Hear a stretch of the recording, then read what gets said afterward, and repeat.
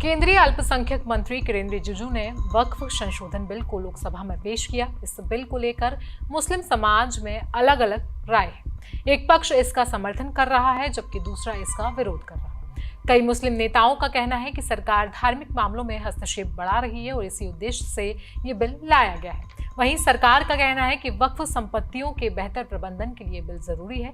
अब ऐसे में इस बिल से जुड़े कई सारे मिथ्स हैं और कई सारे फैक्ट्स जो हमारे लिए जानना बहुत जरूरी है। तो आइए चलते हैं वक्फ बिल से जुड़े मिथ्स और फैक्ट्स के बारे में जानने में। नमस्कार, मेरा नाम है आयुषी और आप देख रहे हैं जनसत्ता। एक मिथ है, क्या वक्फ संपत्तियां खत्म कर दी जाएंगी?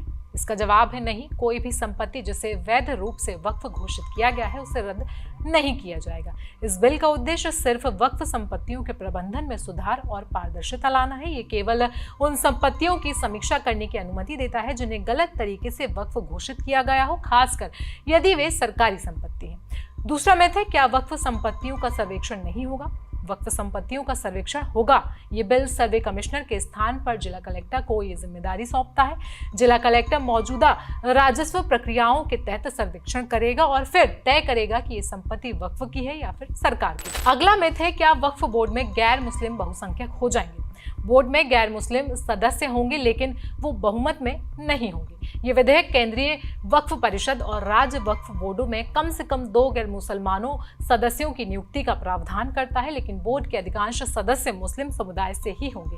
गैर मुस्लिमों के अलावा इस बोर्ड में महिलाओं की सदस्यता की हिस्सेदारी को भी अनिवार्य बताया गया है। अगला मिथ कहता है कि क्या संशोधन के तहत मुसलमानों को निजी भूमि अधिग्रहित कर ली जाएगी? ये विधेयक केवल उन संपत्तियों पर लागू होगा जिन्हें वक्फ घोषित किया गया है। ये निजी या व्यक्तिगत संपत्तियों को प्रभावित कतई नहीं करेगा जो वक्फ के रूप में दान नहीं दी गई है। एक मिथ कहता है कि क्या सरकार इस बिल का उपयोग वक्फ संपत्तियों पर कब्जा करने के लिए करेगी? इसका जवाब है नहीं। ये बिल केवल उन संपत्तियों की समीक्षा करने का अधिकार देता है जो गलत तरीके से वक्फ के तौर पर घोषित की गई हैं। खासकर सरकारी संपत्तियों के मामले में ये बिल वैध वक्फ संपत्तियों को जब्त करने का अधिकार बिल्कुल नहीं देता।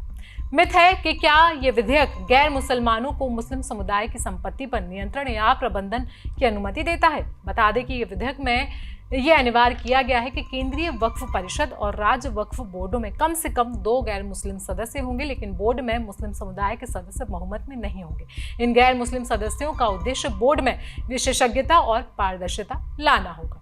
मिथ कहता है कि क्या ऐतिहासिक वक्फ स्थलों की पारंपरिक स्थिति प्रभावित होगी? इसके जवाब में हम आपको बताते हैं कि यह विधेयक वक्फ संपत्तियों के धार्मिक या ऐतिहासिक स्वरूप में कोई हस्तक्षेप नहीं करेगा। इसका उद्देश्य सिर्फ प्रशासनिक पारदर्शिता बढ़ाना और धोखाधड़ी के दावों पर अंकुश लगाना है। आखिरी मिथ कहता है कि क्या विधेयक का उद्देश्य मुस्लिम समुदाय के धार्मिक मामलों में हस्तक्षेप करना है? बता दें कि विधेयक का मुख्य उद्देश्य वक्फ संपत्तियों के प्रबंधन में पारदर्शिता और सुधार लाना है ताकि कुप्रबंधन और गलत गतिविधियों को रोका जा सके। ये मुस्लिम समुदाय के धार्मिक मामलों में हस्तक्षेप करने के लिए नहीं है।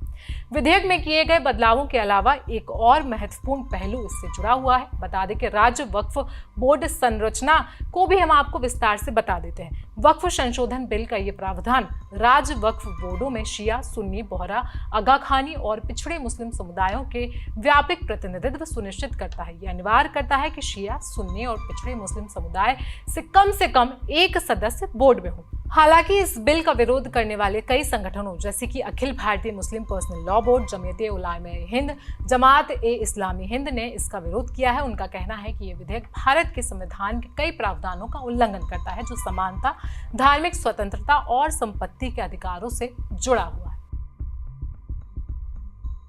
तो वक्फ संशोधन बिल 2025 से जुड़े इन मिथ्स और फैक्ट्स के बारे में आपकी राय क्या है? हमें आप कमेंट सेक्शन में जरूर बताएं। साथ ही साथ देश दुनिया की बाकी खबरों के लिए भी आप बने रहें जनसत्ता के साथ।